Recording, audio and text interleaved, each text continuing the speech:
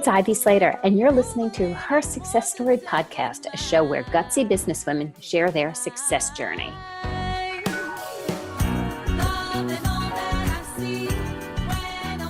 Hi, this is Ivy Slater. Welcome to today's episode of Her Success Story. Her Success Story is about talking to great women leaders, learning about their journey, their business journey, what they're doing in their lives, as well as the difference they're making in the world. And today I have a little bit of a different guest. So I'm really excited to introduce you to Dr. Soma Mandal. She's an internal medicine doctor, a women's health specialist, believes in anti-aging skin health. She's widely regarded as one of America's top physicians in women's health. She's a board-certified internist, as I said. She's when Dr. Soma and I were chatting, we're kind of like on the other side of the river. I'm in New York, she's in New Jersey. We had so much to talk about. And I knew, based on our conversation, that she would make a fabulous guest because she has so many interesting things to say about women and our health. So Dr. Soma, thank you for joining me here today. Thanks so much for having me, Ivy. So you always want to be a doctor? I've always wanted to be a doctor ever since I was 5. Where did that desire of being a doctor and where the journey took you today? Because it has been, as we all, especially as women, have been around for a year, 2 or 3, it's a journey. It is a journey. I'm not quite sure how this idea got into my head.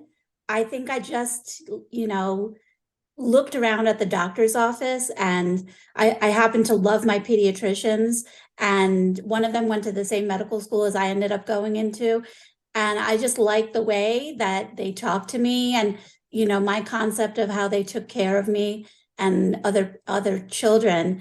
And so that, I think the idea stemmed from that. And at that time, my dad was an asthmatic, and I would see him having asthma symptoms. And I think I also wanted to help him feel better as well. So you've been a doctor quite a while already. Yes, I've been practicing for 25 years. What are you seeing as far as today and the, health today, women's health today, and the evolution? Because there's so much in Western medicine and advancements. There's, a lot of people are talking Eastern medicine, and I know you have a whole life approach here.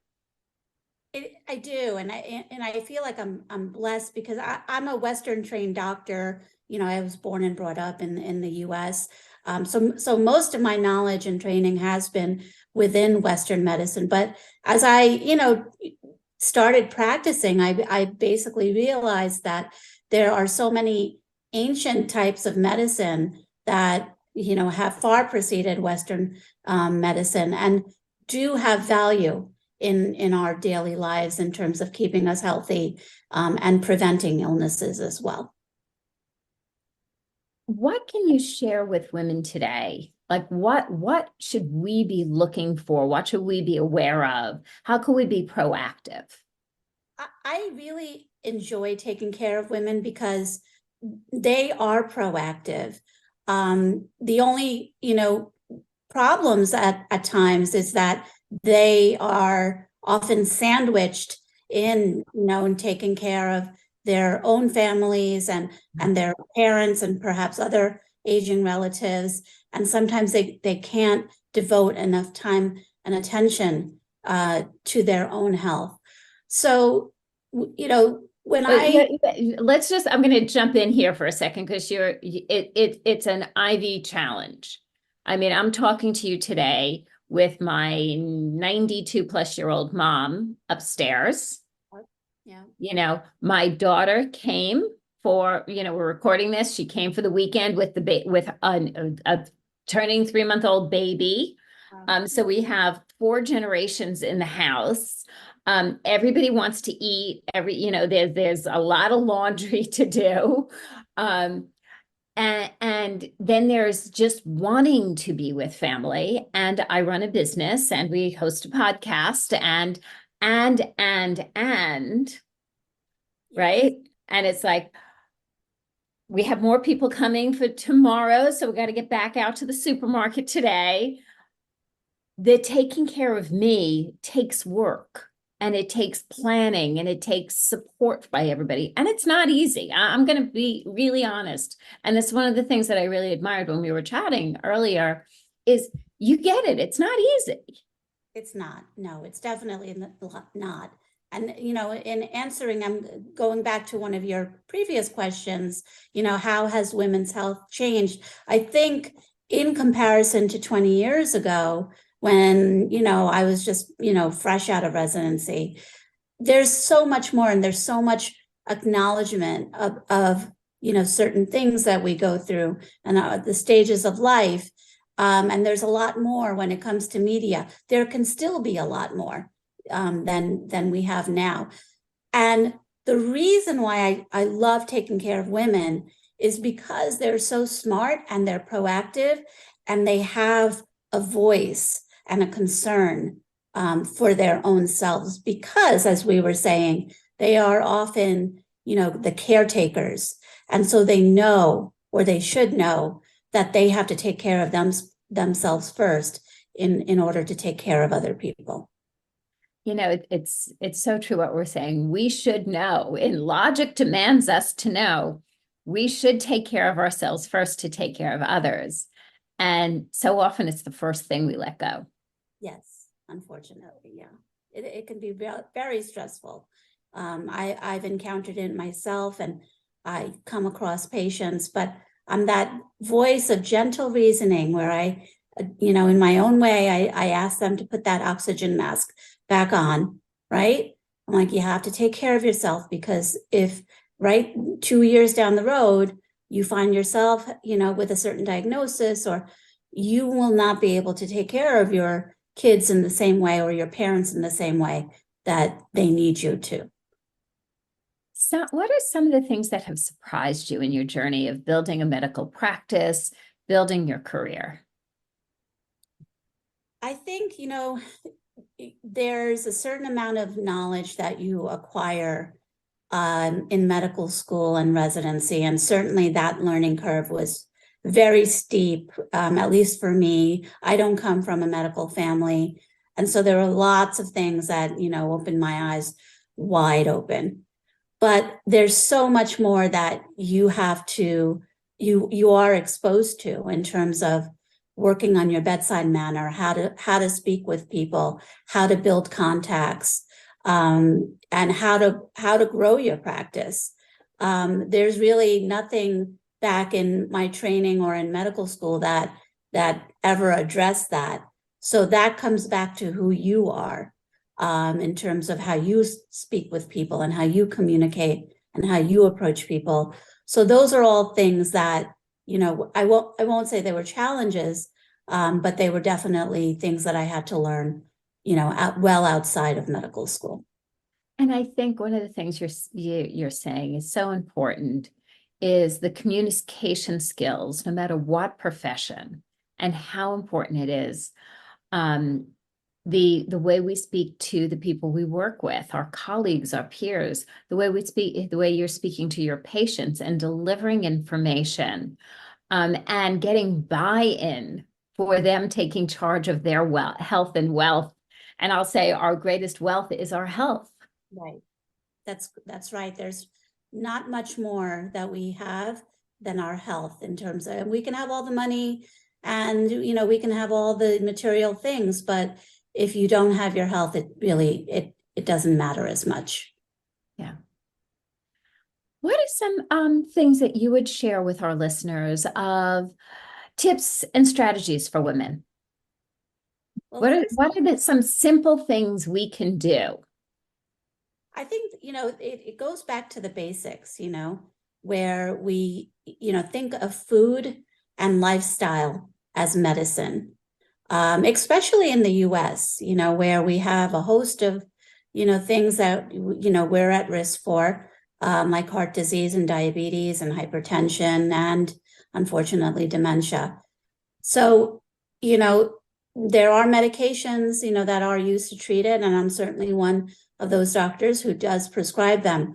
But the stress of, having a healthy diet, getting sleep, managing stress and getting regular exercise are equally important, especially for women. It's interesting. You put one of the first things you put down you said was sleep. Mm-hmm. Yes. And I was just talking to a friend of mine this morning, Mhm. and we were talking about like the importance of resting, of sleep.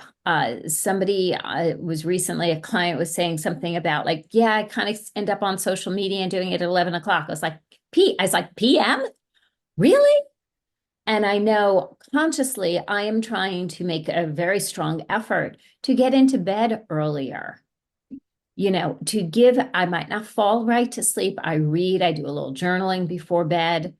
But to get in more consciously at a more reasonable hour and let my body have the rest, and how much better I feel. And in the same way, I tell so many of my clients, get out and take a walk around your house, your building, your office building, whatever it is, in the middle of the day, like even like in between activities, go out 10 minutes, just walk around, get some fresh air, move your body, breathe. I feel like a broken record. It's all important. And even just breathing in the fresh air is important for your health. So anything else that our listeners can think about taking forward?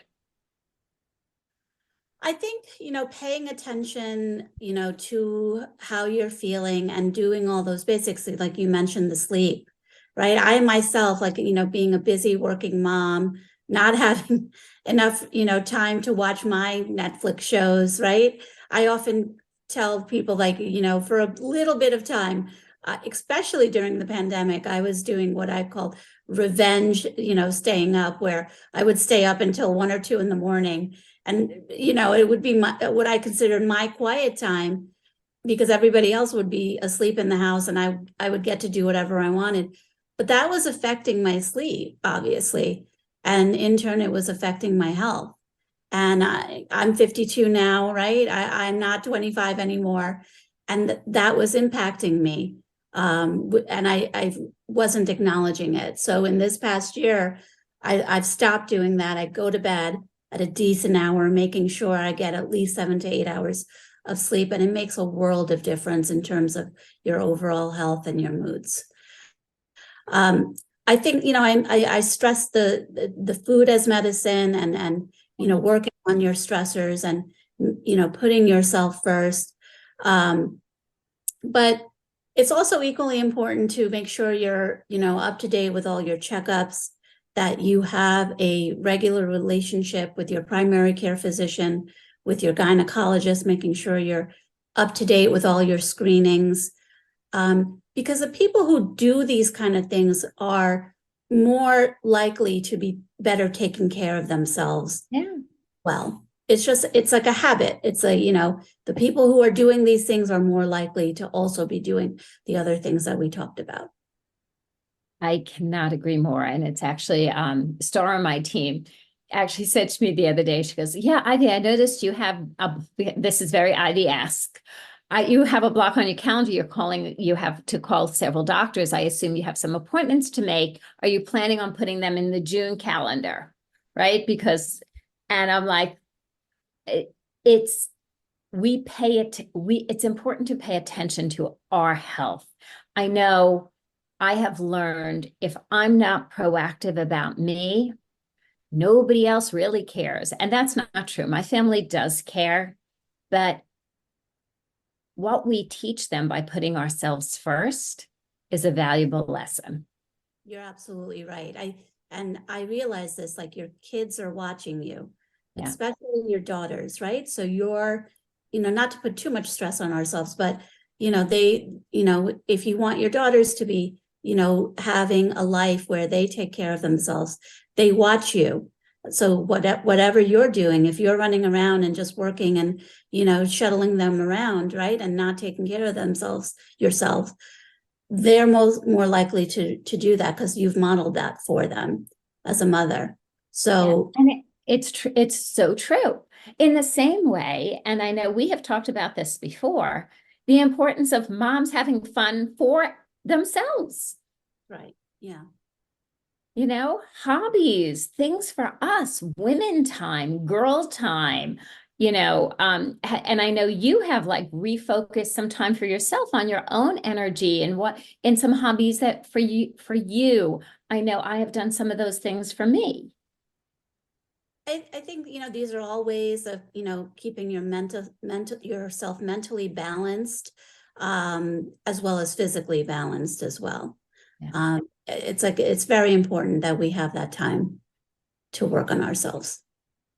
Well, Dr. Soma, before we close the show, any last thoughts, advice, um, pieces for next time? You can follow me on somamandalmd.com. You'll find all my social media handles.